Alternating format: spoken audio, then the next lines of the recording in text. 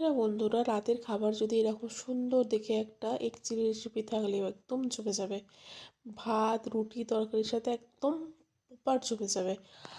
তো চলো রেসিপিটা দেখে নেওয়া যাক। এখানে কর্নফ্লাওয়ার নিয়েছিলাম 1 চামচ, 1 চামচ ময়দা, সামান্য একটু গোলমরিচ গুঁড়ো, লঙ্কা গুঁড়ো দিয়ে ব্যাটারটা তৈরি করে নিয়ে ডিমগুলো সিদ্ধ করে রাখা ডিমটাকে ভেজে নেবো। ভাজা হয়ে গেলে ওই তেলের মধ্যে আমরা দিয়ে দেবো রসুন কুচি, পেঁয়াজ কুচি, লঙ্কা কুচি, আদা কুচি, আর দিয়ে কিউব করে রাখা পেঁয়াজ, কিউব করে রাখা ক্যাপসিকামগুলোকে দিয়ে ওদিকে আমরা যে সসের টাকে বানিয়ে রেখেছিলাম, টমেটো সস, সয়া সস, আর এদিকে গ্রিন চিলি সস দিয়ে দিয়েছিলাম। দিয়ে সেই সসটাকে আমরা এখানে দিয়ে দেবো। তার আগে দেবো একটু হলুদ গুঁড়ো, একটু সামান্য নুন, গোলমরিচ গুঁড়ো দিয়ে ভালো করে কষিয়ে নেবো।